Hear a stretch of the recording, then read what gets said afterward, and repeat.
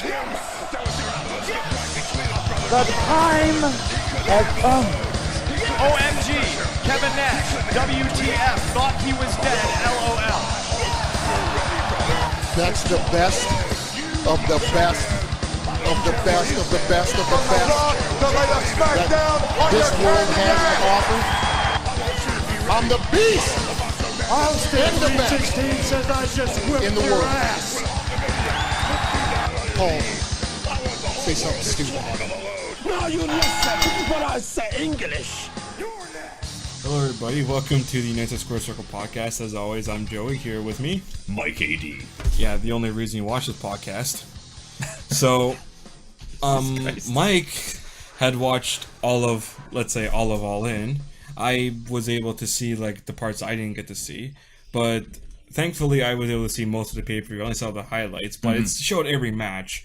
But obviously this podcast we're going to be going over the results and our opinions on how the pay-per-view went. Absolutely. Wow. I am just without words. Yeah. I'm blown away at a wrestling show that for once gives the fans what they want to frickin' see. We're gonna do another podcast about the results from SummerSlam and leading up afterwards. Yeah, we just feel like this one's a little more important than that one. No, without a doubt. This is the most important independent wrestling show in the history of freaking wrestling. Okay? Someone made some guy a wager, okay, that you couldn't sell 10,000 seats, okay? And he said, I'm going to take that freaking bet. In 31 minutes, they sold 10,451 freaking seats. Wow. The freaking independent wrestling right now is as good as it's ever been in the history of freaking wrestling. This just freaking proves it. These guys deserve a shitload of credit, okay, for putting together this freaking card with some of the biggest guys right now in the independent scene. And as we're going to show, you know what? Was it the best wrestling in the world? No, it wasn't the greatest wrestling in the world. Was the production of the show the greatest of all time? No. It felt like more of like ECW style production. Oh, honestly, the production of the show, I thought it was going to be shittier. I'm watching going like, great camera angles. Look at this, it's nice and crystal fucking clear. What's going on here? This is great. Like, maybe there was a few little pops and cracks here and there, but this is like... Did you go in thinking this would be like backyard wrestling quality? No, I didn't. This was a legitimate king wrestling pay-per-view. Legitimate. Not WWE with their fucking 3D fucking big dogs and this shit. No fucking way. This was just a wrestling show. And then you look at like the amount of time that they spent running promo videos, talking, running replays, fucking almost zero. 3 hours, 57 minutes and so many seconds of just a fucking wrestling card. Just a freaking wrestling card. I am freaking blown away by this. I was anticipating this from like the minute that this was announced. I was like, okay, what are they going to get for this? What are they going to be able to get for this? And it's like, wow, fucking great. Let's just start out with the pre-show. Yeah, so we had two pre-show matches. So the first one we had Soul Kyle Uncensored, which had Frankie Kazarian and Scorpio Sky versus the Briscoe brothers, which, you know, Jay and Mark Briscoe. The Ring of Honor tag team champions of the world. Good freaking match. You know, it's been a little bit since I watched a little Ring of Honor. It's actually been a little bit, like I try to catch up, and I goes like, who the hell was, I see Jay Lethal, ROH World Champion. How did that happen? I believe he beat Cody for it. No, he didn't beat Cody for it. He beat Dalton Castle for it. He beat Dalton Castle. See, you can see that, like, I haven't been watching in a while either. Yeah, because like Dalton Castle beat Cody for it. And then he lost. Yeah, he lost it too. Yeah. So, this was a good fucking match. The one thing that I got to say about the Briscoes is now they look exactly the fucking same. Exactly. You can tell the difference between like Mark and Jay. Mark had the hair going, Jay was the mannerisms. Yeah. To me, it's like the mannerism. One guy has all the weird twisted like facial reactions, and the other guy looks like a legitimate king badass. He has all the fucking cool tattoos. The other guy looks like he got his tattoos like You know, the homeless guy did him. that was Mark's gimmick for a little bit. He looked like he was the fucked up Briscoe and the brothers. He looks like it's like, in the daytime I just run around the city with my shopping cart, and fucking at nighttime I do fucking independent wrestling shows. No, that's homeless Jimmy. Holy shit, man. Yeah, but this match was really freaking good. Really good. Some of the things I can say right from the beginning, this crowd was fucking hot. And it was like, what, 5:30? 5:30 people started coming into this thing. This thing started with the first freaking match. Nobody's in the freaking concession booth. Nobody's in the freaking washroom. Everyone is fucking sitting down. The place is fucking full for the fucking pre-show. Can they say that? Can WWE say that? I couldn't really say that even like when I went. If you didn't know this, they are like technical pre-shows on SmackDown. When I went, the show technically started at 7:45 because they had, obviously their stupid video package, but they actually had a pre-show match. So if you didn't see them on TV, that's too bad for you. But I saw a R-Truth and Ty Dillinger tag match versus Sanity, and take a guess who wins. Yeah, exactly. Yeah, I don't even have to. No, I'm not. It's just that people know that this is going to be bullshit. But even then, it's so they don't care. Even then, like, if I can actually get it on the screen, I took some like pictures and videos of SmackDown, and I gotta tell you, like, obviously, this is where we were sitting for the event. Wow! Were they wrestling during that point? This is how the crowd was. Like, fucking thing looks like looks like a baseball game. Yeah. Yeah. But like, yeah, there was the R-Truth match. Sanity came up, but like this was this crowd non-televised. It looks like an Arizona Coyotes hockey game. Okay, nobody effing there. Yeah, you see it how there's like, you see in this area right here where there's no effing buddy. You know why they're not there? Because there's fucking nothing to watch. Okay, it did get a little bit more, but still, like, it was pretty empty. You know what? I can only remember one really good pre-show that WWE like almost ever put on. Which was the Usos in the New Day, which was almost the best match they put on of the year. Which pay-per-view was that? That was like last year's SummerSlam. Oh, okay. And they were in the fucking pre-show. Fucking pre-show. Well, anyhow, they finally escaped from pre-show purgatory. Yes. Okay, well, we'll get on with the finish of this match, which I just love this. It looks like they're going for some kind of doomsday device.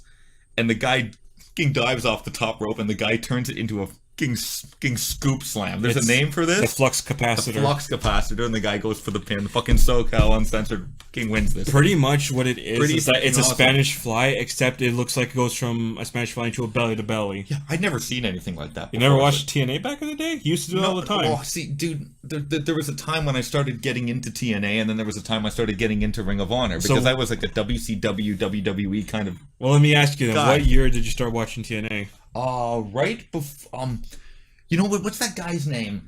He was Kurt Mangled. What was his name? The guy's commentary for WWE now. He was in Nigel McGuinness. Nigel McGuinness. Desmond Wolfe. Yeah. When I started turning it on, I was like, "Oh, what's this? Oh, I like Kurt Mangled. Kurt Mangled." I just started getting into that, and then Jeff Hardy came in, and then it was 2009. It was really good wrestling. Okay, for like to me, it was almost the peak of TNA during that period for about 2 years, and then Hogan came in and proceeded to like cause the whole thing to take a big shit and set fire to it.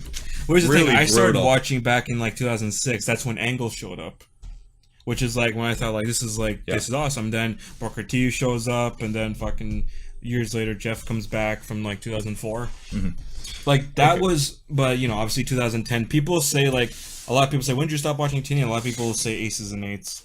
Oh man, I was already going down by that point. Holy shit, was that horrible. And now you watch it nowadays, it's unrecognizable. There's no one there. No, there's no one there, but they still, like, the product is fucking better. All freaking credit to Don Callis and his freaking booking going on there. They got some guys in there that know how to freaking work. They got some personalities that people care about. It's awesome. They got some dudes from Lucha Underground, which is great. Yeah, more promotion. That's been a really good cross promotion for them. Have a guy like fucking Pentagon Jr. in there. Yeah, as we're gonna see tonight. Holy shit! So move over to match number 2. We said the ending to this match, right? Yeah, we did. Yeah, the guy hit the flux capacitor. Yeah, out Frankie of nowhere. hits the flux capacitor. Freaking great finish. Love the finish because I didn't expect that to happen. Second match. Match number 2. The over budget battle royal. A 19-person battle royal. Okay, This one contains, after a while, it was hard to figure it out because the match started with so many guys diving to the outside. It's like the match didn't even start with everyone in the ring. Everyone was outside the effing ring. So like I was watching it going, It's like a holy TNA shit, reverse battle It's that royal. guy. It's that guy. And there was points where like nobody was in the ring for 5 minutes and then into the ring, out of the ring, into the ring, out of the ring, over the top rope. It was pretty freaking good. You had Colt Cabana was in there. You had Cage was there. Brian Cage. That guy is a walking fridge. Billy Gunn. The Zombie Princess. Jacobs. You got Tommy Dreamer. Bully Ray. Trent Beretta. Moose is in there. Marco Stunt. Never in my life have I seen this guy. He looks like, you know who he looks like? What? That guy that's on the WWE panel with the big Krusty the Clown haircut. Oh. You know the guy has the big, huge, poofy Rosenberg guy, and he has the big, poofy Peter afro. Rosenberg, isn't it? He has this big, poofy, freaking afro, right? But this guy is like 102 pounds, version of that guy. And he's in there like throwing guys around and stuff. Pretty crazy. Apparently he's an actor. Punishment Martinez. Ethan Page. Chuck Taylor. Brandon Cutler. Then there was some guy in there with this lime green luchador mask thing. I had no idea who the F that was. Nobody ever announced who the hell that was. Rocky Romero, Cheeseburger, Jordan Grace, female wrestler, and there it is. Was that all 19 of them? Yep, that's all 19 of them that I can tell. So, this is one of the most enjoyable battle royals that I've seen in the longest time. I'll agree with you. I thought that was pretty interesting. I found it very entertaining with all the spots they were doing. Everyone getting their shit in before, the match was about to end. Right, exactly. You have Moose going in there, but being really overly cocky, and then getting the first guy getting tossed in this. The first guy getting tossed is Moose. Unreal. I thought, okay, that would be cool if that guy was actually get a shot at the title. That would have been pretty freaking cool because I love Moose. First time we actually saw Moose was at a Ring of Honor pay-per-view where Michael Elgin dropped the title to Jay Briscoe. That's right. We saw Moose teaming with, I forget his name, the undefeated gimmick the guy was doing. I can't remember what that guy's name was. See? Isn't it hilarious? When you break streaks, what happens? They become Everybody forgettable. fucking forgets. Like, I remember every other match. I remember Red Dragon versus the Young Bucks. I remember AJ versus Matt Sydal. But I will not remember who the fuck Moose's partner was that night. If someone in the comments wants to put it down, go ahead. You had Colt Cabana in there. You had Cage doing stuff that a guy that looks like 290 pounds of pure muscle should not be doing. Like a Hurricanrana. Insane shit. Billy Gunn in there doing his old shit. The guy still looks fucking awesome. With Austin Jimmy Gunn Jacobs in there. dressed in a fucking dress. You had Tommy Dreamer out there doing his best fucking bionic elbows, fucking polka dot pants. Beautiful. Just great. Bully Ray back doing his typical Bully Ray stuff when they allowed him to be a personality instead of some guy with fucking crummy glasses, okay? Marco Stunt, 100 pounds, soaking wet. Great. Punishment Martinez, throwing fucking all kinds of guys all over the place. He's definitely a boy. It's fucking great. Cheeseburger, just doing spots. Jordan Grace, doing squats with King Cage on her shoulders. Fucking great performance, okay? This thing all comes down to Jordan Grace, and there's Cage in there. And Bully Ray. And Colt Cabana, and you think, holy shit, you know what's gonna happen? They're gonna let the fucking hometown guy go over, right? And Bully tosses Cabana. And he tosses him, and the fans boo the shit out of him. Okay? But what happened is, remember that guy? He kind of started the match in that green mask, but he got power bombed through a table, and he never got into the ring. So he just fucking magically fucking appears. Who is it? It's actually Flip fucking Gordon. And what does he do? He fucking throws out fucking Bully Ray, and he wins the fucking over budget battle royal. It was a good battle royal. Very good. All the hits, all the fucking emotional points, all the fucking crotch chops and suck it and fuck you and all kinds of stuff that's going on in there. Freaking excellent. Enjoyed it very freaking much. On to the main show. So the first match of the night for the main show was, I couldn't believe it, it was M-Dog 20 Matt Cross. Also known as from Lucha Underground. Son of Havoc. Son of Havoc. Love Son of Havoc. versus MJF. Yeah, But MJF. you're gonna have to explain to me who he is because I have no idea who the hell this guy is either. Apparently, this guy's only been wrestling for a couple years, but he's made a real big mess on the independent scene, which is why they brought this guy in. I see. Yeah, I think it's in Evolve Wrestling that this guy's become more of a household name. So now you have to say, is it Evolve like the real show or Evolve the women's show? No freaking clue. No freaking clue. I'm actually not very familiar with either of these guys in this incarnation.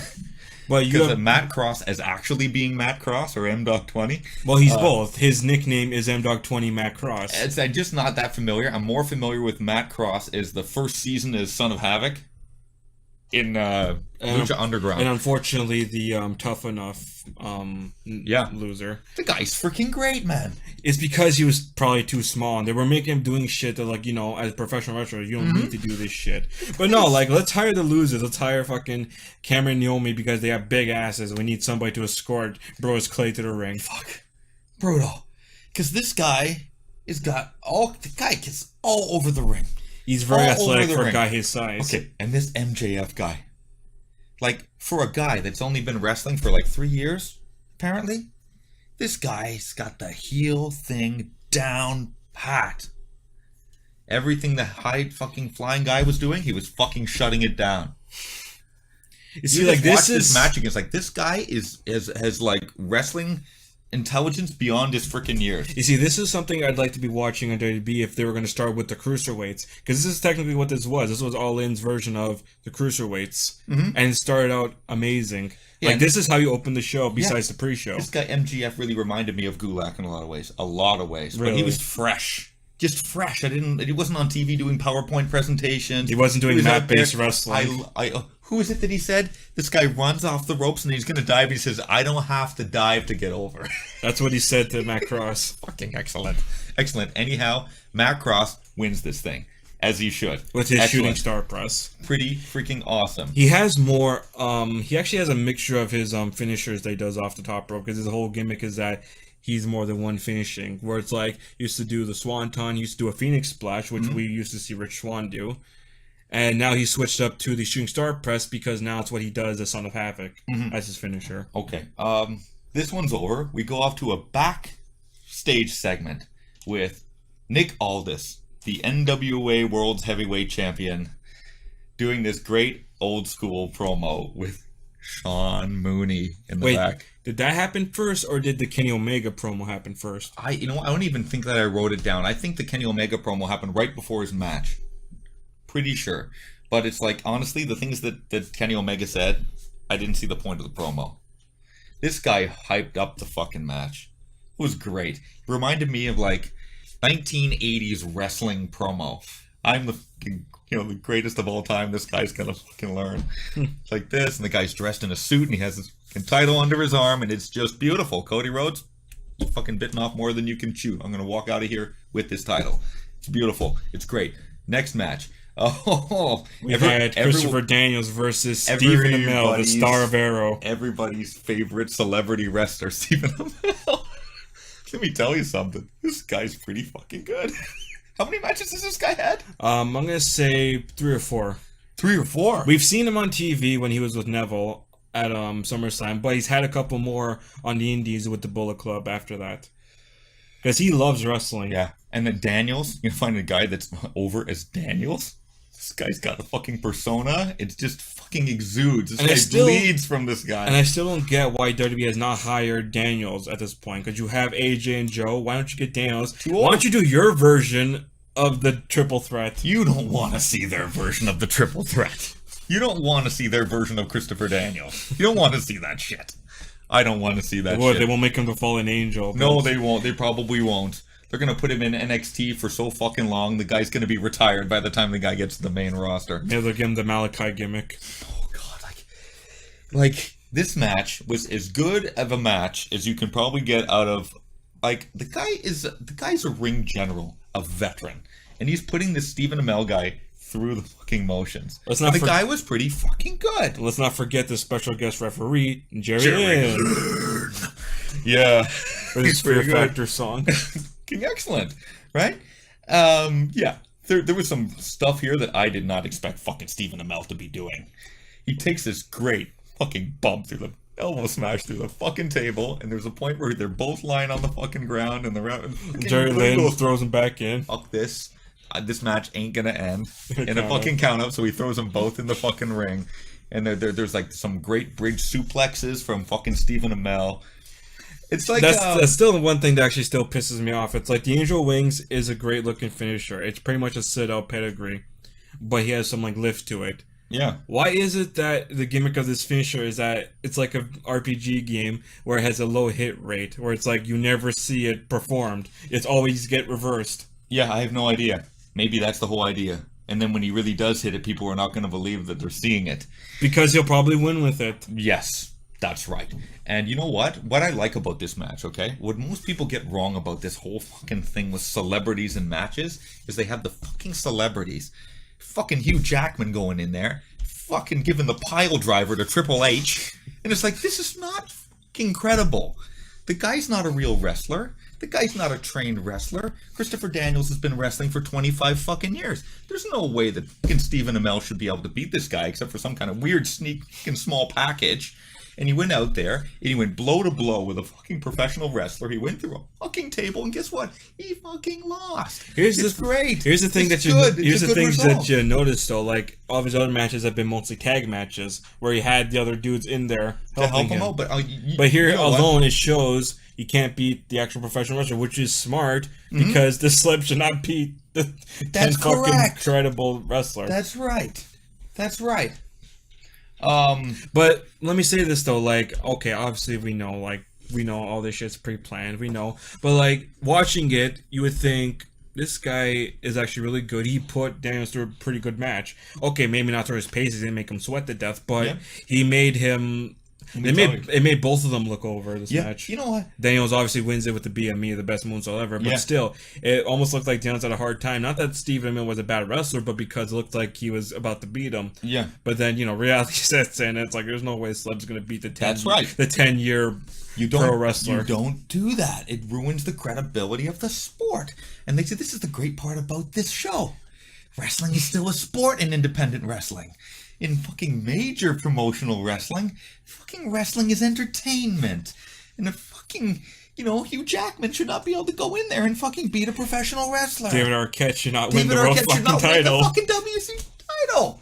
It's just, it's Next match? Next fucking match. This is a women's match. 4-corner survival match. Tessa Blanchard versus Chelsea Green, the hot mess. Madison Rain. The last remaining vestige of the kind of diva era of the fucking TNA. Josh Matthews' wife. And Britt Baker? Yes. MDS or something they call her? What is that? Like Divas dental surgeon? What I don't know. Medical doctor? EMD? Whatever the fuck is she going as? Honestly, fucking wrestle. Like, no offense, I have not heard of this woman yet. No, I have not heard of her. I think she's in England or something. But, this match, these women worked really effing hard. Really fucking hard. This match was actually just 10 seconds longer than the Emil match. Yeah. They were out there. It's like, holy shit. And some nice freaking near falls. Some really fucking good bumps these women took. Fucking like Canadian Destroyer. Fucking Tessa was out there like I am the shit. Apparently she has a little bit of an attitude problem. And it really shows like really on camera. She honestly believes that she's the shit.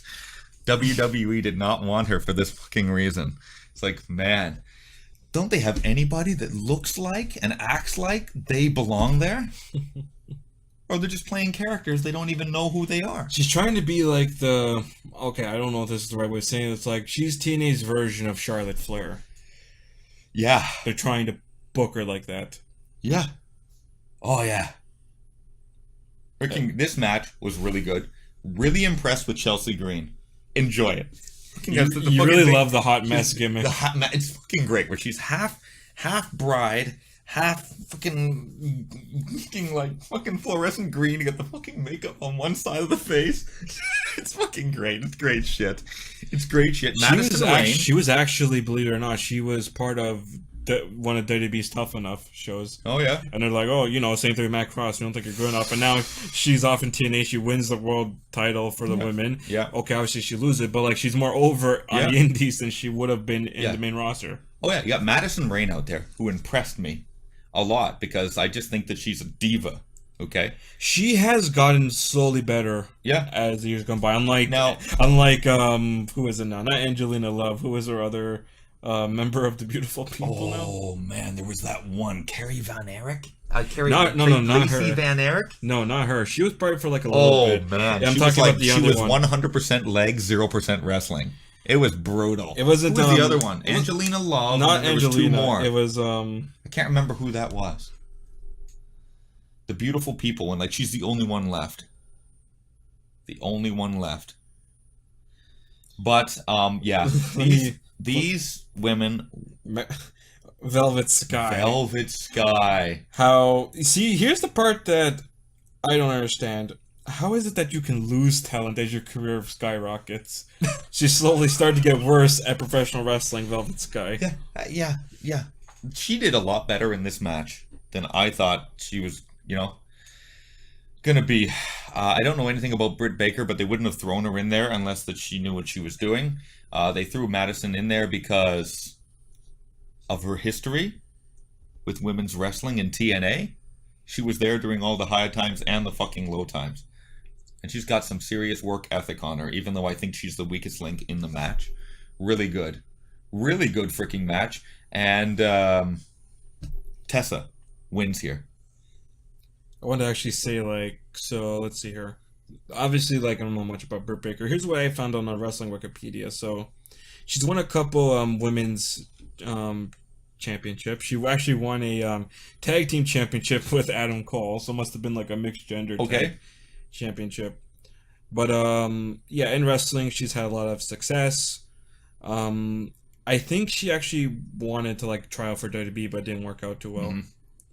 Mm-hmm. She made her debut on Monday Night Raw in a singles match, which was won by Nia Jax. So she jobbed the Nia Jax in 2016. Okay. And that was her WWE career. Okay, that was her whole career. That's awesome. And I wouldn't be surprised if she's in that second Mae Young class. Yeah, other than that, she's always been the indies. That's been her style. Yeah. As a result, Tessa wins here. On to the next one. Oh my this God. was pretty freaking great. So we have the American Nightmare. Cody. Let's just say it. Cody Rhodes. His name is Cody fucking Rhodes. His father's last name was Rhodes. I don't know why WWE thinks that they owns his last name. I don't fucking understand that at all. So he is accompanied by a whole fucking entourage of guys. By Brandy Rhodes, his wife. Oh yeah, by the way, she looked fucking amazing. Diamond Dallas Page, Tommy Dreamer, and this surprised me, Glacier. Really? Glacier. You know, the Mortal Kombat WCW. That was his gimmick. Yeah, he was Sub-Zero. Wow, those were really dark times in WCW creatively. His entrance was so expensive. It's unbelievable. The lights and the snowflakes falling from the sky. I'm not saying he was a bad wrestler. He was pretty impressive, I'll say the least. It's just it's kind of funny. Of all the ninjas, though, it's okay, Sub-Zero. Why'd you have to copy Mortal Kombat 3? Where he even put the scar in his eye like he had in the game. Oh, God. Yeah, so... It's you're not even trying to hide the fact that you're taking Sub-Zero's gimmick. So... Other than that, besides that, Cody is fighting Nick Aldis, a.k.a. Magnus, also Mickie James' husband. That's right. He is accompanied by Jeff Jarrett, Sean Daivari, Tim Storm, Daivari. And Samuel Shaw. I don't even know who 3/4 of those guys were. Samuel. Okay, yeah. But Rhodes comes to the ring. He has a dog. Oh, Sam Shaw? Yeah. The guy that played the fucking I Escaped from an Insane Asylum. What are you doing in my bedroom? Sam Shaw, really? Yeah. Wow. It's a blast from the past. And, wow. Tim Storm, I know who Tim Storm is. Oh, Tim Storm, yeah, he was the former NWA champion. Yes. Like, I was Yeah. honestly not really too happy to see Jarrett because I don't really like Jeff Jarrett. No. I know the guys at OSW will probably hate me for this. I don't know. Like, they love Jarrett, but it's like, this guy has a lot of fucking problems. Holy fuck, Jeff Jarrett. I don't care about his personal problems. In wrestling, I fucking always hated Jeff Jarrett. I never understood why he fucking was going over all the time. I never thought Why he had he won anything. the TNA title like 6 times. Yeah, well, because you ran the fucking promotion. You saw You're that. running the You saw promotion. that King of the Mountain match with me, right? Where Jarrett wins the title again. The crowd starts fucking throwing garbage in the ring. It's like, really? It's like fucking fucking Triple H's fucking 3-year reign of terror on the world heavyweight title. It's the fucking worst. The guy had the fucking like the whole promotion hostage. The guy had the title around, forever. Well, that was around 2005, right? That's Yes. that's around the time where he legit married Stephanie. So let's try to put 2 and 2 together. Yeah. You know. Yeah, absolutely. So, yeah, we got it. You need to do that a little more rapidly. So this match, holy shit. really good. Fucking Cody comes to the ring. Look at the fucking guy's eyes. He knows what's gonna happen here. This is great. You can feel it. This guy looks like he's gonna fucking tear up on the way to the ring. It's fucking. Well, he's taking all of this big, in. huge match atmosphere. No pun intended, he took it all in. Yeah, it was freaking great. This had to crowd, be. It's probably considered the highlight of his career so far. Yeah, this fucking crowd was so freaking hot.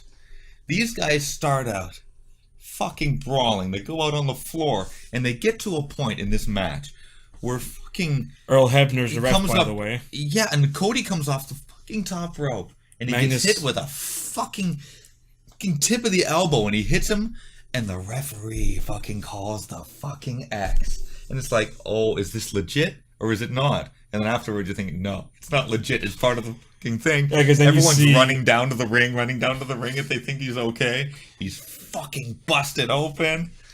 then- he puts and then him in you- the fucking figure 4. Yeah, He but still besides goes that, at then him. you have like Davari fucking shoving DDP. What'd you think was gonna happen? That DDP lays him out with the diamond cutter to make sure the crowd's not like dead, where it's like, oh shit. Well, because- he yeah, tries to bring the crowd back. Which Yeah, was smart. exactly. Yeah, exactly. So he gets thrown back in the ring. You see the Crimson Mask, and yes, then you get the figure 4 get put on. You get the figure 4 get put on. They go fucking crazy for that one. He fucking reverses. He goes to the ropes. He hits him with the crossroads. He kicks out of the fucking But before crossroads. that, Aldous goes for an elbow drop off the top turnbuckle, hits fucking Brandy in the back of the head. Brandy's like, don't touch my husband. He hits her anyways.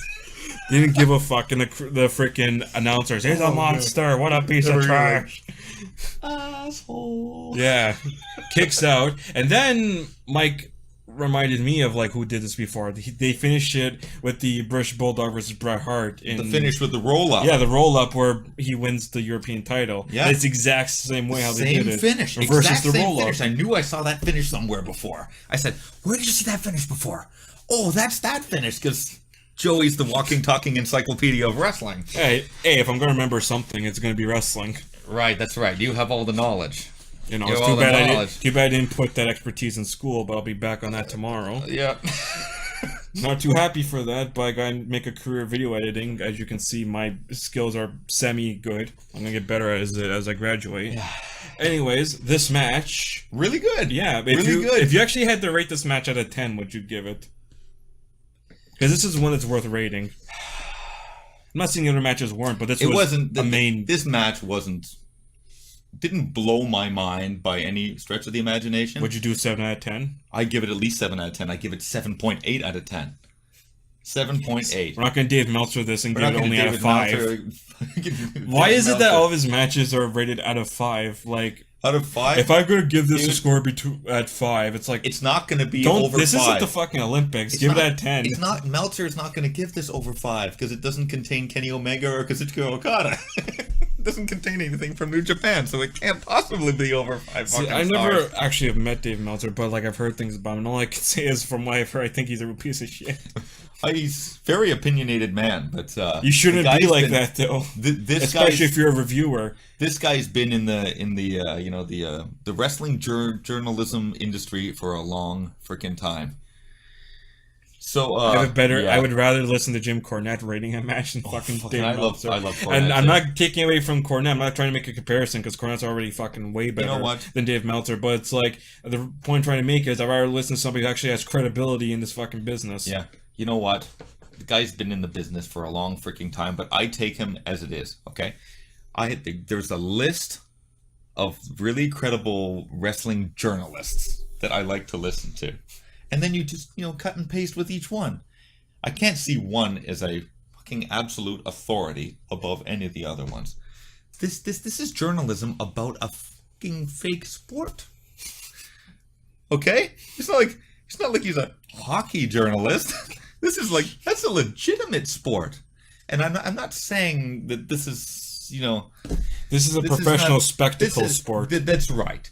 And that it is treated as if it is an actual legitimate sport. And the more the fans view something as a legitimate sport, the more they fucking react to the people that are involved. You need to understand though, this is a performance, so you're rating the performance, not if these guys actually had, credibility, or it's like, oh, like when you're watching hockey, it's like, oh, fucking great slap shot there.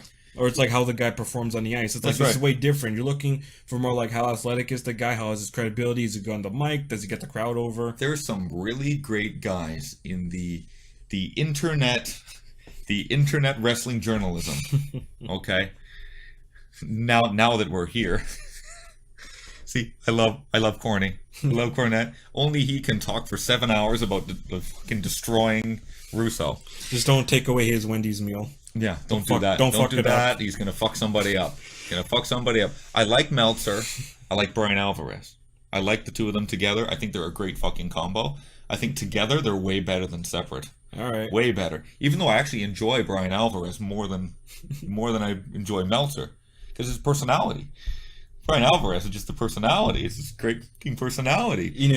After hearing all this, I fucking missed the Law, to be honest. The Law, yeah. John Pollock, Wei Ting, Lavransky, and I really miss those guys, having them on the radio, but the advertisers don't think that pro wrestling is a good fucking revenue generator. You see, I actually called in years ago when you and me, before, people don't know this, but back in the day, we used to be able to watch pay-per-views when they didn't have the network. We don't pay fucking $60 to watch it. We'd go down to the local theater to go watch the wrestling shows. I remember the one we watched was I believe it was No Way Out, which we considered one of the worst fucking pay-per-views. Oh, Elimination Chamber. Yeah, which is, they changed the Elimination Chamber that year. Yeah. We considered that to be one of the worst fucking pay-per-views of that year. Yeah. Because I remember there was a segment where it's like, this should be taking place on Raw. Why is this a fucking half-an-hour segment on 3-hour pay-per-view? That's right. And immediately, Mike introduced me to the Law. That same night, I called in to tell him, this is fucking bullshit. Well, obviously I didn't say that because you can't swear. But, I was saying, you shouldn't be wasting time. This is a pay-per-view. I wasn't too pleased with, how this dragged on for almost, 45 minutes. Yeah.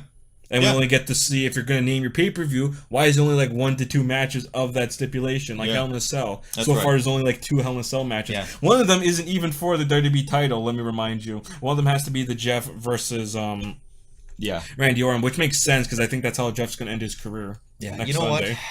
You know what?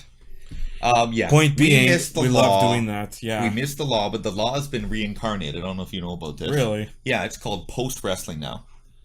It's called Post Wrestling. It's not the same. John Pollock and Wei Ting started their own wrestling. Is it like a podcast though? Yeah, it's podcast, but it's all done on Patreon. So you have to pay some money to get the extra footage. But you can watch all the pay-per-view reviews. You can watch the Raw reviews and all the SmackDown reviews. Those are gratis. Still enjoy you guys. You're one of my favorite ones. You've actually been rated, I think, by some of the internet wrestling people, the #1 fucking wrestling podcast out there. All right. So it's pretty freaking good. Our boys from Toronto are #1. Another guy I love JD from NY. Fucking great shit. Love you. Great. Over the top. Just freaking over the top. Roman Reigns. So I can always count on listening to Roman Reigns get eviscerated on a fucking tri-weekly basis. It's freaking great. Love you, JD. I love. There's one. called Going In Raw. Oh, that's with Steven Larson. I used to watch Oh, I those just guys. love them too. I used to watch those guys actually playing video games before they decided to do an all wrestling podcast. Yeah, they're pretty good. They're for the YouTube company Machinima, which I don't really like anymore. But I loved it when like their thing were doing like top 10 like video game stuff, and then they moved on to just the wrestling. It's like I love watching the wrestling podcast. They even actually had a couple WWE wrestlers saying you're watching Going In Raw for their intro. That's great. It's great. That would be great if you guys would subscribe to us. We could get some fucking viewers, because we would like that a lot, because we don't think that we're completely irrelevant. We don't have all this personality for no reason at all. So that would be real freaking awesome. We love you guys, but we're on to the rest of this pay-per-view, which was really fucking good. Yeah, so get back on really track. Freaking good. Let's get back on track. Back on topic. Even though I love to talk about this, the independent wrestling journalism, because it makes us wish that like WWE would do better, but we know they'll never will. You guys inspire us to be fucking better. You guys are fucking pros in this fucking business. So everything we do is because of you fucking guys. We aspire to be better. Next fucking match. So this one was pretty intense, actually. Wow. So to get back on topic, our next match was a Chicago Street Fight. This didn't disappoint. Holy fucking shit. This featured Hangman Adam Page, which, again, there's too many Adams in the wrestling business. Well, we're a lot. Just like how there's now too many Joeys. Of Joeys. Joey Janela. If you don't know this Ryan. guy. Yeah. Joey Mercury. CZW Evolve's own Joey Janela. Yeah. And it changed, actually. Joey Mercury is actually on Lucha Underground. Now he's Joey Impact. Are you fucking for real? I'm not kidding. I just saw now this. He's Joey Impact. I'm not kidding this because, like, there's a Johnny Impact and a Joey Impact. Well, Johnny's Johnny Impact in TNA. He's Johnny Mundo and Joey Impact. I know. Oh, dude, the last name Mercury's great. What was wrong with the fucking last name? They probably Mercury? don't own the name. Fucking change the first name. You don't own Mercury. It's an element in the periodic table. It's a fucking planet. Fuck's sakes. I saw this. This was the Lucha Underground wedding between Mundo and Taya, which they're legit married in real life. They wanted to do. They literally were copying and pasting this as the Macho Man thing. Okay. And then the monster comes out and fucking plants Taya through her fucking wedding cake table. Okay. And everyone's bleeding. For it's anyone amazing. that's not very familiar with Joey Janela, this guy is in CZW, and the Massacre Wrestling you hate to watch, but I make you watch their highlights every year. Christ, man! If you like light bulbs and barbed wire and fucking like broken ladders and shit, this is your alley. See, I don't know what the major deal is. Like, I don't get squeamish watching this. It's like it's only when they bust out the syringes and put them through their mouths that I decide not to watch. No. I'm okay with like the barbed wire. When I see the 10th guy take a power bomb from the top of a fucking van through a fucking 250 light bulbs, I get a little squeamish. Okay, and then he takes dollar bills and starts stapling to his forehead. That's necro butcher. It's a little fucking grotesque. You hate the staple guns. CZW, I can take it in moderated quantities. You like watching it when it's not too graphic. You like watching the actual like wrestling part of it than the whole hardcore matches. That's right. I don't want to see guys get hit with chainsaw blade. Do you know those actually aren't real chainsaw blades? Like, Dean didn't actually take one to the forehead when he was John Moxley. What it was they put a rubber band around where the chainsaw's supposed to be, so his blood just splashing off of the chainsaw's metal thing. So it's like right here, but it's all the blood he has just splashing off him. He's not actually getting cut with an electric chainsaw. I know, but it looks bad, but it's not. Freaking human cockfight with weapons. Okay. Just not my cup of tea. Every now and then, it's good to see a guy take a fucking bump off the top of a stool and land on his fucking head. Well, that's great shit. Well, you mean backyard wrestling, but like the good thing that's come out of CZW, besides when like a couple of guys have been called to the main roster: Dean Ambrose, Red Schwann, like fucking AJ Styles, Samoa Joe, Kevin Owens, Kevin Steen, El Generico. All those guys have been in CZW. Yeah. Transitioned to Ring of Honor, then TNA, well, most of them, and then WWE. So it's like most of those guys didn't do the hardcore matches. Like Leo Rush, big time Ring of Honor and CZW champion. He was the CZW World Champion for a while. Yeah. And now he's on the Cruiserweight show. Yeah. Which is a little disappointing because he was on NXT. And I'm God showing my have mercy dad. for fucking Leo Rush. I'm showing my dad Leo Rush for the first time versus Velveteen. He's fucking fast as hell. He's the quickest wrestler in the fucking world. Yeah. And then they put him fucking on the tiny. fucking Cruiserweights. You can only put him with the small guys. Can you imagine the Big Show standing next to this guy? Could you imagine Great Khali standing next to this guy? This guy's standing like this, and here's the Big Show, and the fucking standing like this fucking tall. The guy's like 5'0". The guy's probably as tall as Kevin Hart. Where Shaq is standing, that's where Kevin Hart's head is, and there's Shaq's dick. I think him and like Alexa Bliss is like almost the same fucking height. What would their tag team be called then? What was Too Little? What was Braun Strowman's? With Team her? Little Big. So Team Too Little. Team Too Little. Team Too Small. Okay. So we're starting going off topic. This is what happens. We start talking about wrestling. We talk about their. This is what makes the wrestling so great. And let's talk about how great this match was now. Okay, we just talk about the things that happened in this match. I have a list of things that are good, and then you can add your. I have my list of things. My God, like I have a list of half a page long of stuff that I thought was pretty freaking good. Okay, first of all, they got this sponsor from Cracker Barrel. Oh fuck! They pull the barrel out. The guy fucking smashes him into the Cracker Barrel. The guy does the Super Mario's whatever the Donkey Kong the spot Donkey with the Kong fucking spot. barrel. The guy goes fucking jumps off the fucking barrel and then goes fucking flying into the freaking crowd. Tons of freaking plunder in this match. Burning hammer. Okay? Burning fucking hammer. Your Love favorite the burning move. fucking hammer. From the fucking edge of the apron onto a ladder that's with the fucking Cracker Barrel thing. Cracks both of them fucking wreckage. Great. Penelope Ford, the manager for Joey Janela, I assume this is opens the can of whoop ass on all of these guys. Hits a freaking great. stunner actually on page. He supersells it like The Rock. Yeah. Power bomb off the freaking stage and almost misses the table. The guy probably got about 3 inches of table. Yeah, Jesus Christ. That was fucking scary. I didn't think he was going to get up, but then he went on and he did even fucking more. I couldn't believe the guy was even still standing after that shit. You know, it's actually pretty funny if you actually think about it when you see the Cracker Barrel. That's actually the name of one of Adam Page's finishers. It's a reverse sit-out tombstone. Okay. And then, his main finisher that we see a couple times, which got brutal, was his rite of passage. The inverted pile driver. Yeah, the inverted one. Yeah, that's pretty good. And he did the finish in this match off the top of the fucking ladder through a table. Pretty awesome. The crowd's standing up because they think he's gonna kill him, but it looked so pretty good. safe. It looked safe. Pretty good. But it looked brutal, which is what it did its job for, which is great. Yes, and he wins the match. But there's this kind of underlying undercurrent of this particular match. Because apparently, I didn't watch any of this, like the lead up to this. Yeah. But apparently, Hangman Page killed Joey Ryan. He killed him. And then he has his fucking cowboy boots. And his cowboy boots, like, he just can't deal with it. He's going crazy.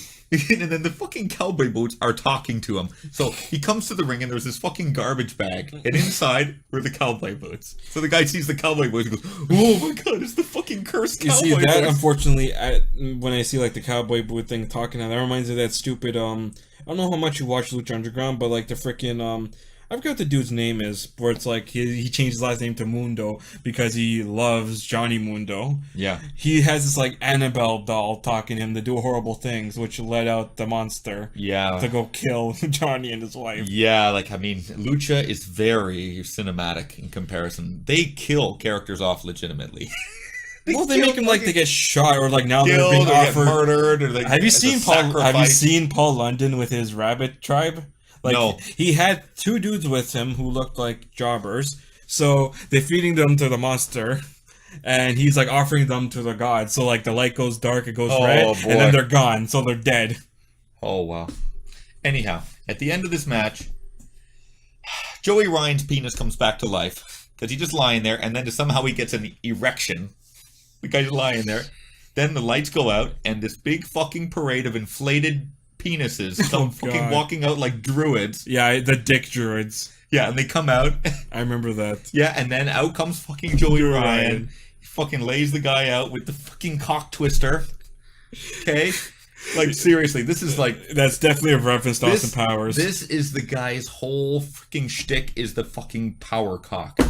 His dick is getting over. Yeah, it's amazing. Like, I know some fucking wrestling guys that hate this. Like, fucking Jim Cornette thinks it makes wrestling look bullshit. Personally, I think a little bit amusing. Too. I think it's amusing and funny, but yes, it does kill kayfabe a lot. It does. I remember actually Joey Ryan, a funny moment where, like, when he legit proposed to his wife in the ring, and after she said yes, he smut packages her and wins the match.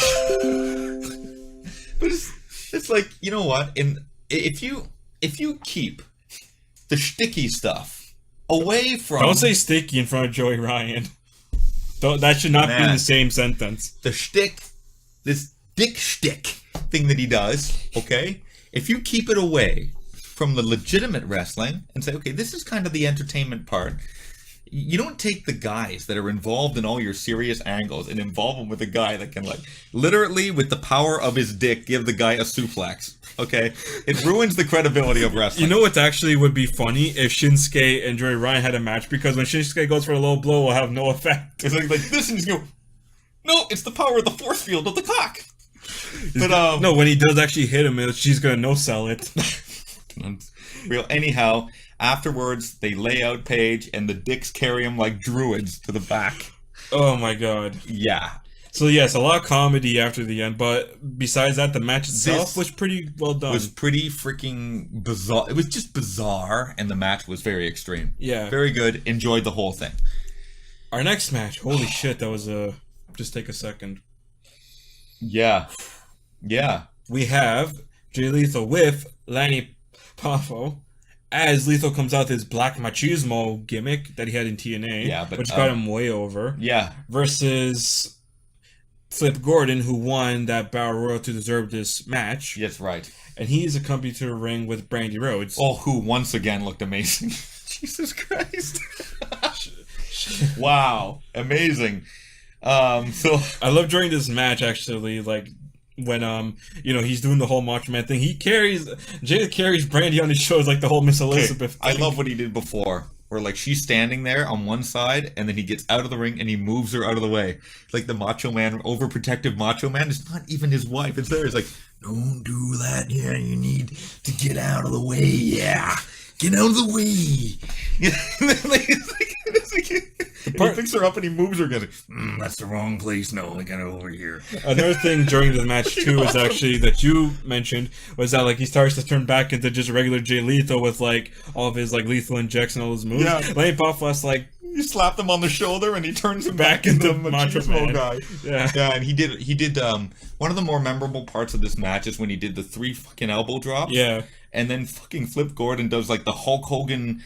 He does the Hulk Hogan leg thing, and he does the big fucking leg, and the fucking Ultimate Warrior unstoppable fucking Hulk up spot. Freaking really good. Because this reminded us so much. Really good in this match. This reminded us so much of like old school wrestling, how good it was back in the day. Yeah. This is a great homage to it. I loved it. Absolutely. Honestly, to tell you the truth, I think some of the real gimmicky stuff in this match slowed this match down. But did you find it entertaining enough? I found it entertaining, but I think it was about 10% too much. This match was about 14 minutes and 20 seconds. Yeah. So yeah, it was a little long. If they took a few minutes off the odes and put it into the match, this would have been freaking excellent. So it was very, very good. The ending to this match, it was really quite good. Lethal hits the lethal injection, and he wins. He wins the match. He hits him with the cutter from the fucking top rope. Okay, out of nowhere, kind of cutter, and then the guy hits the lethal injection. That fucking thing looks awesome. Lethal injection looks awesome, even though it's like the least credible looking fucking. What do you actually prefer of like Jay Lethal's moves? Because a lot of his moves had the lethal stuff. So like the lethal combinations, like that backbreaker into the mic check. Yeah, I like his. Yeah, I like his offense. He's got a good moveset. Yes, absolutely. And the guy's got fucking tons of personality, and it's great that they're pushing him. It's great that they're pushing him. I was shocked when I found out he was the champion again. So when the fuck did this happen? That was after he beat Dalton, which you reminded me. Yeah. Holy shit. So I thought it was really good. In the end of this match, fucking Bully Ray comes down and fucking lays out Flip and Lethal with the fucking chain again. Like, because he's the one who got eliminated. So that's we have correct. The story. And he beats the shit out of him. And then he kicks Lanny in the dick. Yeah, and he goes down, exactly. Who comes out? The hometown guy. Colt comes out to fucking lay him out. And they triple power bomb King through a Bully Ray table. through the fucking table. I'm just gonna say this: it's really hard to like see Colt and CM Punk now because like it sucks that friendship ended. Yes. Who's really to blame for this? Because I'm gonna say it's Punk's fault. Punk can be a dick.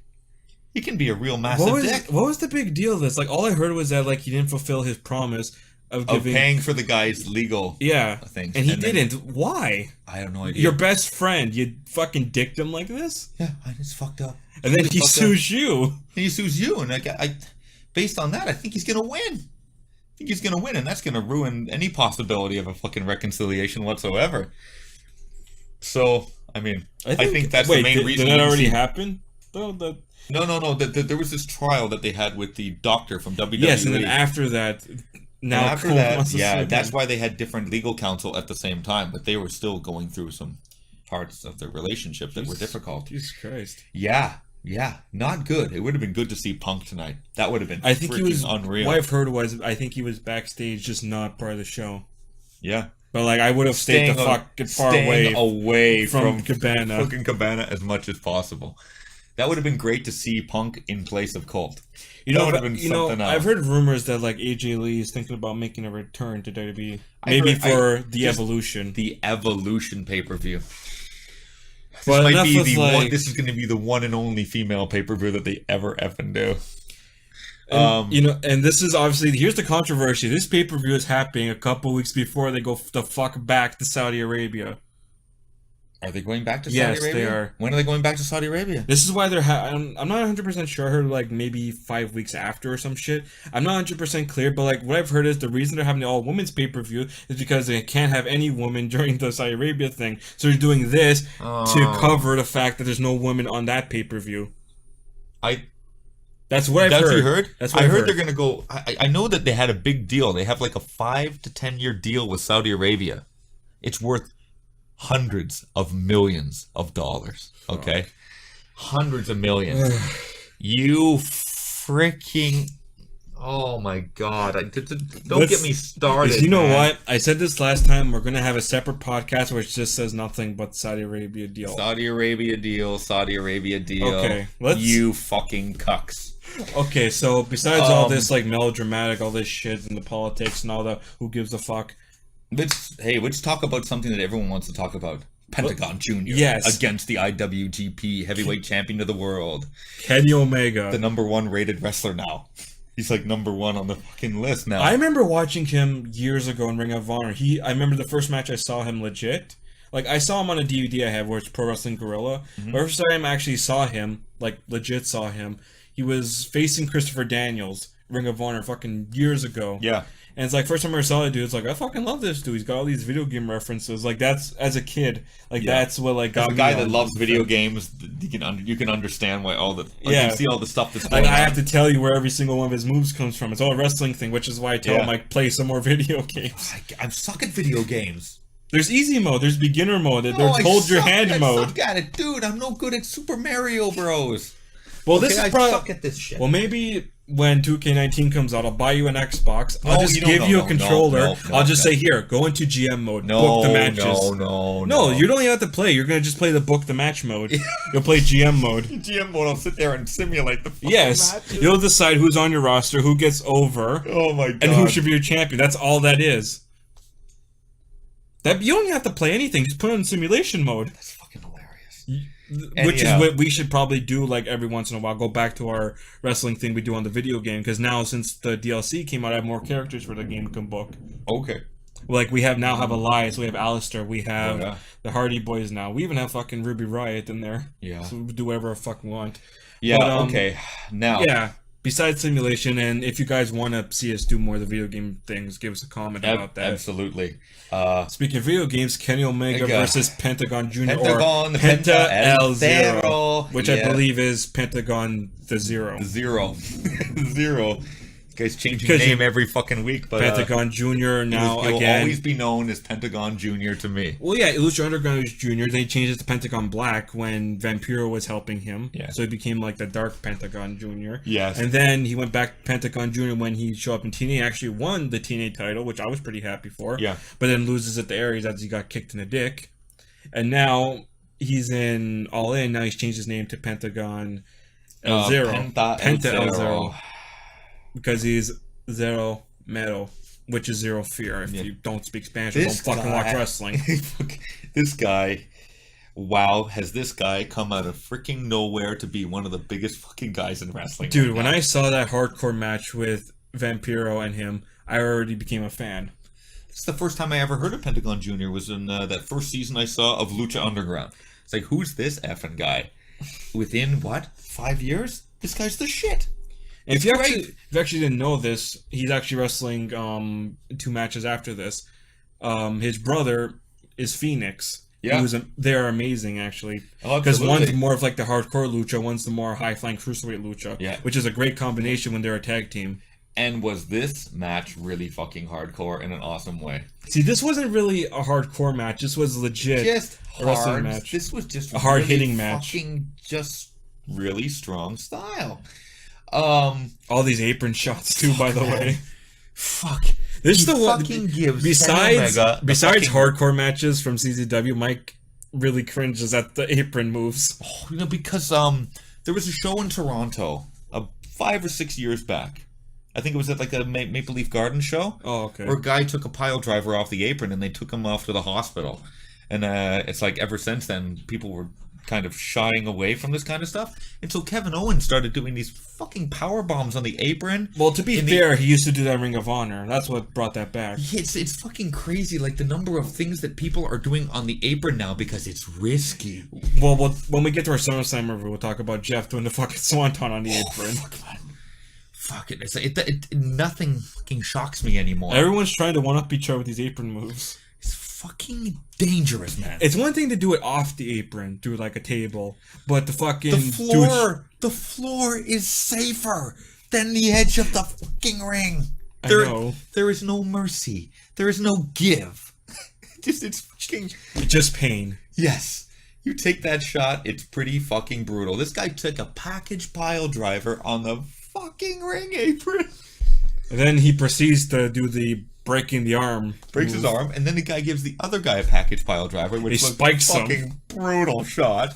Lots of fucking V triggers, lots of fucking like near falls and shit. And then the finish of this was his finish of the One Winged Angel, which, if you don't know, is a reference to Final Fantasy VII. The main villain, Sephiroth, he had a black wing, and they nicknamed him the One Winged Angel. Okay, that's where it comes from. Yeah, just one, it's one wing, like one very last long wing, and he's known as the One Winged Angel. Okay. But he's the dick of the game.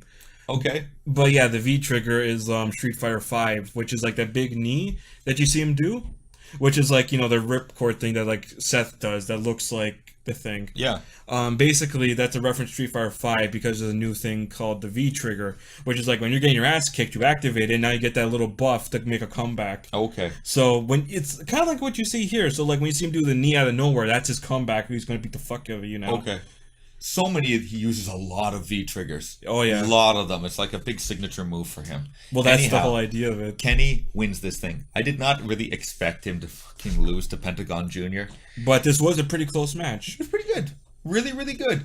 Pentagon looks so fucking good. One of Pentagon's moves, though, I don't know I can't remember if he did or not. He actually does the Destroyer as one of his regular moves. Mm-hmm. I love the Canadian Destroyer. Yeah, it's one of those great fucking wrestling moves. But then obviously fucking who is it? When I saw PD versus who's fucking Gravy Train? I forget now. Who's Gravy? Eli Drake. Now there it is. He fucking kicks out of it, kills it. Oh Christ! Of all the guys to fucking kick out of the Canadian Destroyer, you fucking give it to Eli Drake. That's pretty much Jericho kicking out of the Styles Clash. Yeah, all that's over what again. I was about to say. It's like get him to kick out of the Styles Clash in the first 2 weeks of the guys in the fucking promotion. That is just like such a fucking mistake. Honestly, we still go back to this. It's a piss off. Where it's like if you had one guy to kick out of it, you should have just gave it to Cena. Yeah. That would have been more believable. Yeah. Give it to Roman Reigns. Give it to Roman Reigns. It's understandable when when Joe kicks out of it because it's like, oh, he can't get it all off because Joe's such a fucking fat guy. He can't put his fucking legs around his arm. Yeah. Because he's got the Rhino T-Rex arms. Yeah, that's right. That's right. So the end of this match, Kenny goes out. It goes dark, and the lights fucking go out, and they go out for like an uncomfortable period of time. They come back. Pentagon standing, kicks the fuck out of Kenny. Then we're noticing it's like, what's up with Pentagon's tattoos? And then we see a code breaker, and holy fuck, it's Chris Jericho. Yep, I will see you on the cruise. Yes, he's promoting his cruise, which I would love to get tickets for. That would be really awesome if I could afford to go on vacation. That would be awesome. Anyhow, yeah, that is going to be another one of those must-see fucking wrestling events. Entire Chris cruise, Jericho's fucking wrestling cruise. entire cruise where we get to see wrestlers. How would you not enjoy that? It's fucking free food and wrestling. Yeah, it's not free. Well, you paid for your package, so you get to just eat as much as you want. It's The not buffets. Yeah, it's not free like socialism. I'm just Like where everyone thinks everything is effing free. I'm just saying, you pay for the package, then you get all this food. Yeah, it's all inclusive. Yeah. You get the wrestling and the food. Yeah, you don't. There's no limitation how much food you can eat. I'm saying, which is probably why I come back with an extra 20 pounds on me. Fucking drunk wrestling fans at the open bar? Imagine that Well, shit. Here's the problem too. Where are you going to kick them out? Out of the sea? Throw them off the... Throw them overboard. What, make them walk the plank? Dude, I had this fucking Dude, idea. imagine that as like one of the spots they do. They fucking throw them overboard. Yes. To me, that would be a great fucking great wrestling stipulation. Overboard fucking battle royal. The whole show is on like the thing. I don't know why WWE hasn't done this. Because they can't get enough people on this ship. You know, it's like, fucking network special. Have a fucking overboard fucking battle royal. Fucking whoever's left standing on the boat's the fucking winner. Have Or guys just fucking going overboard. or put a fucking wrestling ring over a fucking pool. At least something like that. Like fucking you can construct a fucking island. Put it over the fucking Gulf of Mexico. I don't give a fuck. Yeah, it's great. It's great. It's a great little fucking gimmick. Let's say Gulf of Mexico Battle Royale. Yeah. But we digress. We digress. So the let's say the second last match. Yeah. We have Okada versus the villain, Marty Scurll. Scurll. Yeah, this was a long fucking match. Yeah, the longest match on the card. Dude. This was 26 minutes. Yeah, I thought this was too fucking long. I think that these guys could have had at least 5 minutes less. At least 5 minutes less. The main event took forever. The main event of this pay-per-view was the second shortest match of the night. Yeah. You know why that was? Because of these other matches that went longer than they fucking expected. Apparently, what I've heard is that after the main event, as soon as they won, a couple seconds later, they cut the feed. They ran out of time. Yeah. Because this match went too fucking long. Yeah. Yeah. Absolutely. That match went way too long. Dude, the last 5 to 10 minutes of that match was fucking top notch.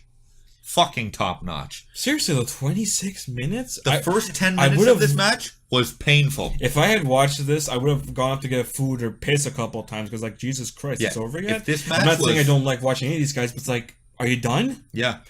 This match would have been way better as an 18-minute showcase. 18 minutes. If you cut the time in half, it would have been better. Yeah. Yeah, but it's Okada, right? It's Scurll. They're both fucking really fucking big names in Japan. So you just can't fucking say, oh yeah, by the way, you can't go WWE style and go, yeah, okay, you and Kazuchika, okay, you guys got 6 minutes. Wait a minute, I came here 6 minutes? I came from fucking Japan, I get 6 effing minutes? Yeah, anyhow, the first 10 minutes could go. The last 10 minutes was freaking great. We saw a couple rainmakers, actually. Yeah. Mostly from Scurll. Yeah. Mocking Okada. Yeah. Really good. He almost tapped him out. That was cool. Pretty awesome. And of course, it obviously ends with the rainmaker from Okada. That's good. Right, but again, like, the main part of that we love seeing is always his entrance with the money raining down. Like this and the money. Yeah, I still got a fucking the Okada bill. I still got the bills. I kept. I have a trading card from a game I play called Buddy Fight, where it's literally him on the card holding a big ass sword. The card just says Kazuchi Okada. His special move is called the Rainmaker. Like, that's his ability, where it's like does an extra 2 damage, or so like. Normally, it's like when he attacks, he just does more to you.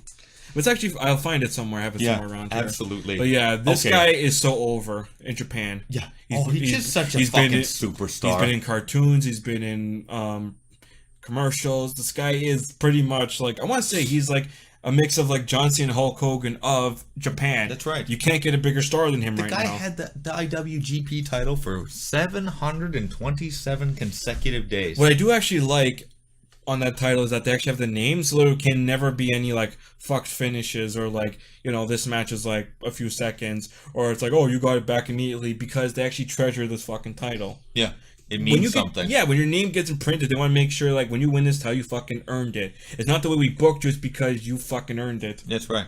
That's right. It's like when they do the title switches, they know that they're going with some other guy as the head of their promotion. Right now, it's Kenny Omega. He's the face of the company right now until they decide but different. Which you couldn't really mind, honestly. Until maybe Kenny Omega decides, guess what? Me and the Young Bucks, we're going to the WWE. They're going to give us $4 million a year or whatever it is. Well, that's what I've heard. When the Ring of Honor contract expired, WWE's going to like, go fucking call them. They're going to call them. And maybe at this point, Matt and Nick are like, you know, we like just being on the road near our families, but like maybe the extra money wouldn't hurt. Yeah, so we had to go out there. We got to do 300 days of freaking year of like super kicks and fucking twisting fucking planches off the top rope through garbage cans. Which is actually a shame that Matt Hardy unfortunately decided to retire, because I would have loved to have seen Young Bucks versus Hardys in WWE. It's not that it hasn't happened before, but on like the big scale. Yeah, you know. Yeah, it's just bad timing. Both those guys are hurt. They've had a whole career of body abuse. They've thrown caution to the wind way too many fucking times, and now they're paying the freaking price. You see, that's what I'm actually gonna say for that too, because it's like when I went to watch SmackDown again. If you watched it on TV, you saw Jeff did his promo to Randy. Oh, fuck you, RKO in the face. I'm not gonna screw with you anymore. We're gonna fucking end this at Hell in a Cell. Mm-hmm. I saw a dark match after 205, which was AJ and Jeff versus Joe and fucking who was it again? It was Didn't see it. No, see, I'm trying to remember this now. I actually have the footage here. I'm not gonna play it, but it's like I'm trying to remember now, because like I'm trying to prove my point here. It was it was Joe and Randy versus those two. Joe and Randy, okay, and so this match was like 5 fucking minutes. So it's like, okay, so Joe's getting beat down by AJ. Randy comes in RKO. Then Jeff comes in, twist of fate. Yeah. Then Joe does his like elbow and then the Inzaguri. Then AJ forearm 1, 2, 3. Yeah, of I'm course. just sitting there like, I didn't get to see a swanton. No. So like he's hurt. That I was noticing him like, okay, something's not really right with Well, then Jeff. maybe you shouldn't have taken the fucking swanton on the fucking apron, you idiot.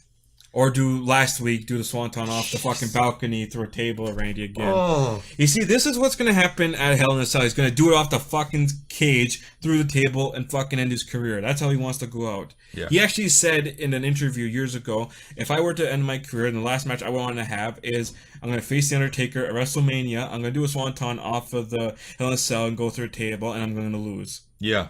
That's how he would want to end. Yeah. But unfortunately, since now Undertaker's not a factor, he's going to have to do it to Randy. Yeah, he's the last veteran left. Yeah. Yeah. Unfortunate, but how many times can I say I told you so? Like, fucking how many fucking I know, the guys swanton bombs off the top of ladders through tables. It's like, can you take? Like, look at Matt. That's what happens when you land on your ass too many fucking too many times. leg drops off the top. The guy's fucking ass and his spinal column is fucking stuck together now. Yeah. It's a sad thing. I hope they give him a send off though. I hope they have him actually literally go out and let him retire like everyone else did. I don't think they're going to.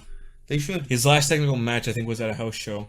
But Here's what I saw. They let Paige go out and retire Because it was a big deal because it was on the Raw after Matt Hardy WrestleMania. is a fucking legend. I know. You should let him go out on his own fucking terms. I've actually seen in a couple of his pictures, if you ever go on Twitter, I know you don't have it, but for those of you who do, he's got a couple of pictures where it's like he's going over like his career, like all these old photos, and it shows him in like a suit. So it's like maybe he's doing some backstage stuff now. So he's still working for the company. He is. Maybe he'll be an agent, so he'll get to hire people. So we'll actually get someone who has a fucking wrestling credibility. Apparently not he's John Lauren fucking Working Nightis. on promos, Yeah. working some creative things. That's what I heard. But I would at least let him go out and retire. Let the fans have some fucking finality. I know. That would be good for him. Well, they didn't get any for Mark Henry. Yeah, kind of bullshit. He comes back for the Royal Rumble, but he's still technically retired. That's it. Yeah. I don't know. They don't like doing send-offs with most people. They feel that some people aren't important enough to get a send-off. I know you're gonna be like that. Whatever.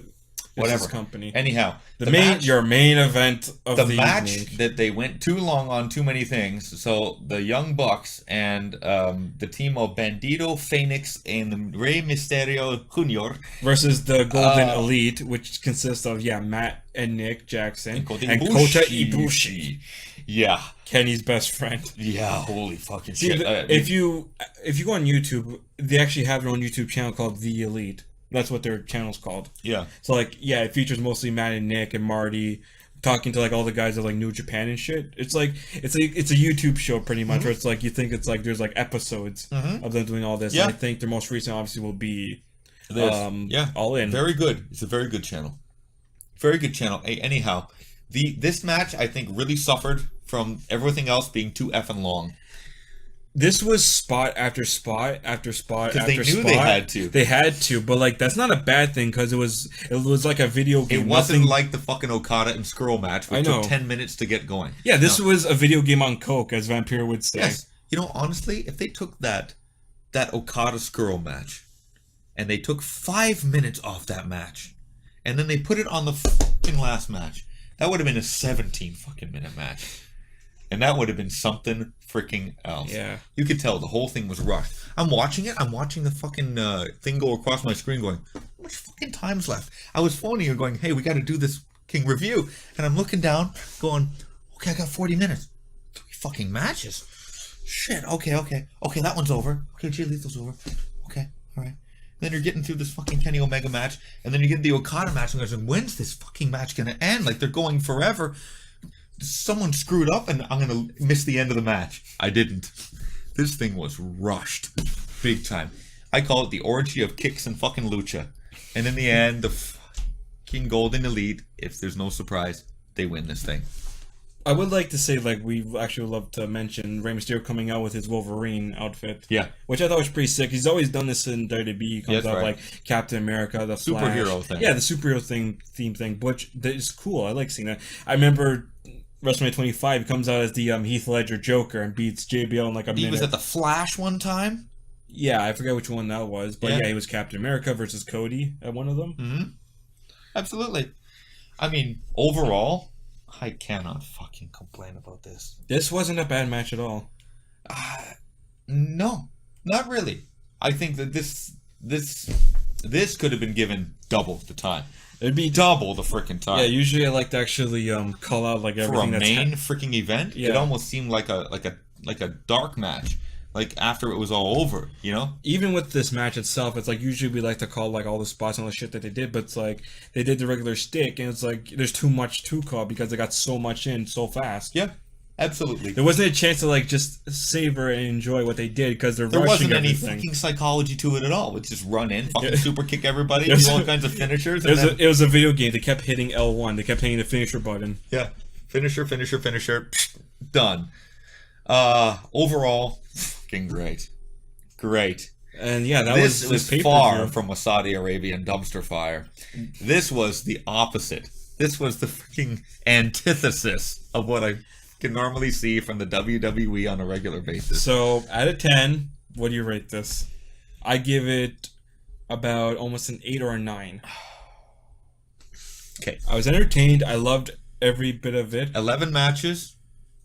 Yeah. Plus the pre-show, yes. Well, the pre-show counts. To me, the pre-show should count. It does. And I mean, the pre-show, if the pre-show is excellent, the pre-show was fucking great. See, the pre-show does matter because it's the reason why Flip Gordon fought Jay Lethal. That's right. You had to watch it, and everybody fucking watched it. Everybody watched it. You didn't see half the crowd going to get food, waiting for the real show to start. Taking a piss break. You didn't see anybody taking a piss break during the women's match. Okay. SoCal Uncensored. Great freaking match. King Battle Royal was very fucking entertaining. Matt Cross. The guy's fucking great. I'll show you Christopher Daniels versus a celebrity, and the celebrity did better than fucking expected, and the right guy won. Fucking thumbs up. Tessa Blanchard, totally full of herself. Right woman won this match. These women work fucking hard. Cody fucking fulfills the dream of winning the title that his father fucking won. Fucking emotional shit. Great. Hangman Page fucking Joey Janela, MVPs of this fucking pay-per-view, killed themselves, trash compacted themselves. Fucking incredible. Just crazy. Stuff that they pulled off. Freaking great. Jay Lethal, Flip Gordon. Great freaking match. Lots of gimmicks. I think way too many fucking gimmicks, but the crowd was, you know, They freaking got over into it. Yeah. You know? That, which is the whole Freaking point great. of wrestling, crowd Freaking involvement. amazing. Kenny Omega, Penta El Zero. Not gonna find two guys more over than those two freaking guys. Right guy freaking won. Jericho's Kazuchika return. Okada versus fucking Marty Scurll. Too long. Too long. Other than that, the last 15 minutes of this match was fucking top-notch. Excellent. Golden Elite versus Rey Mysterio. Phoenix and Bandito. Too short. Way too short, but, you know, short and sweet. So I can't really complain too much. Fucking 8.5 minimum. 8.5 minimum. Based on fucking what WWE does on a fucking weekly and monthly basis. Holy shit, this is like fucking 9.5 out of 10. Can't freaking complain. This is probably going to go down as like one of the best independent pay-per-views of all time. It all depends on what you consider to be an independent show, right? Was this really considered independent? There was a lot of high budget in this show. Like, I look at this and go, why can't they do this shit all the time? Like, and then, you know what? It makes you think, fucking MSG is coming up. They got that fucking show, Ring of Honor, sold out the fucking Madison Square Garden. Do you remember that when like Holy WWE shit. wanted to make sure they didn't get it? Oh, Vince, you fucking son of a bitch, eh? Yeah. You know, you're afraid of this. And then you see what they fucking put on there last night? You should be fucking afraid. That's why you gotta go out and you gotta fucking sign all these guys so they don't show up on the fucking night before WrestleMania. I still think it's pretty funny too, where Jesus it's like Christ. he's already afraid of NXT already being better than the main performers, even though you own fucking NXT and your son-in-law is the one who's running it. He's running the whole thing and he's running you into the ground every month. He's making you look retarded. Like you don't know how to run your own wrestling promotion. You know? Jesus Christ, instead I get the fucking 10-foot fucking Roman cock right to the face. That's all I get on a fucking daily basis. So, holy shit. This is great. This says, okay, without a doubt, that independent wrestling is alive and freaking well. Goddamn right. It is not just fucking alive and kicking. It is fucking alive And super screaming, kicking. running, super kicking, screaming, bleeding. Fucking excellent. They need to do more of these things, but I don't know. It might be the last time that we ever see one of these things. Because once Vince sees it, he's going to want to sign all these fucking guys. You know? Or he'll look and be like, some of these guys are too small. Too small. Matt Cross. Too small. Too old. Christopher Daniels. Too old. Stephen Amell. Celebrity. Tessa Blanchard. No, too they'll much attitude. they'll fucking hire Stephen Amell because he has celebrity credibility. Oh, yeah. We'll just, yeah, maybe have him. He'll come on board the Arrow gimmick again. Yeah, maybe. Tessa Blanchard, too much attitude. Chelsea Green, she's hot. Madison Rain, too old. Josh Britt Matthews. Baker. Cody Rhodes, let's get him back. We made a mistake. Of course you made a Yeah, you made a fucking mistake. You fucking put face paint on him, call him fucking Stardust. That was the fucking mistake. And even when his father passed away, he wanted to go back to being Cody, and he's like, nah, we need you to be Stardust still. It's like, fuck you guys. Hangman Page. Do you remember when this guy started in Ring of Honor? Yeah. He started out as the lackey guy. This guy fucking blossomed into a fucking great professional wrestler, didn't Yes. he? Freaking excellent, man. This has been good for him. Jay Lethal. Joey Janela. What a fucking maniac. Yeah, Joey Janela. Jay I'll give him Lethal, credit. probably one of the most fucking amazing personalities in wrestling. He's too old. He's too old. Flip Gordon too Do the small. Macho Man gimmick again. Do the Macho Man gimmick again. And then have him go out there and lose to fucking like Elias. Yeah, have him lose to fucking Elias. Flip Gordon too small. Too small. Flip Gordon too small. Kenny but Omega. Bully Ray comes out. Kenny Let's O- make sure he comes back. You're gonna bring him back, put the glasses on him. Kenny Omega, guess what we're gonna do? We're gonna shave his head. That's what we're gonna do. Shave his head.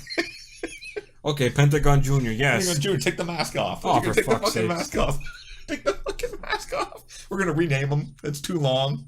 We're gonna name him Octagon We're gonna do Jr. Octagon Jr. or something like that. We're gonna call him like, yeah. Yeah, your name's now Hexagon. Yeah, you're Hexagon. Take off the mask.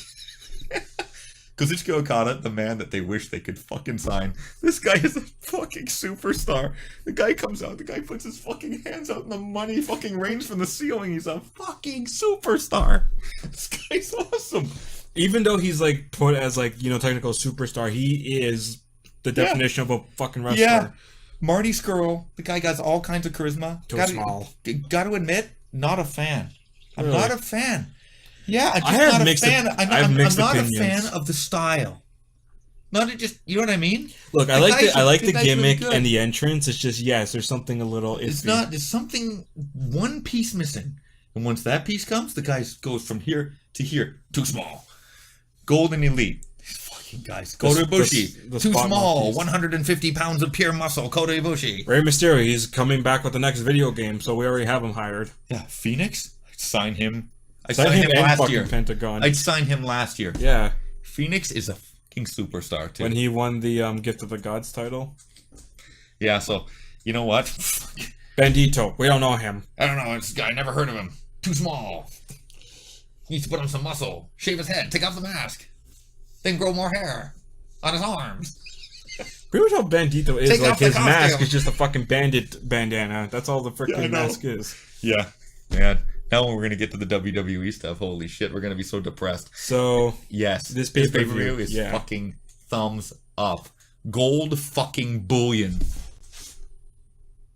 That's it. I would say that this is like the MacGuffin of fucking wrestling right now. Fucking great. This show was great. You know, it really says something about what you're subjected to on a regular basis. Maybe we should review more independent wrestling shows. Maybe we'll be more. Well, I know for like excited. the logo for the show, we have like, you know, Ring of Honor and like New Japan, TNA, and We don't WWE. normally do it because we don't normally have the time.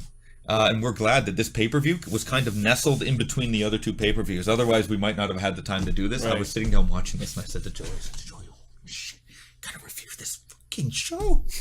This is unreal. The pre-show's better than SummerSlam. Yeah, we didn't really want to try to rush this, but it's like, well, obviously this was way more important to do this review than our SummerSlam review. Exactly. It was pertinent, and it was, you know, It's more recent. This is recent. I mean, yes, If we you should have haven't- done SummerSlam when it happened, Yeah. but it's like, you know, obviously we have lives, and then this happens, and then, you know, today's, you know, Labor Day, we have a chance. Yeah, that's right. My wife says, go have fun. I said, fucking awesome. That's great. I'll be over. I'll be there in half an hour. Set the camera up. And then as soon as we're done this, we'll go fucking go watch Raw and shit on that. So, anyways, hope Yeah. you guys liked our review. Remember to leave a like, comment, subscribe. So as always, I'm Yep. Joey, Mike AD. and we'll see you next time on the Nexus Square Circle podcast. Fucking peace.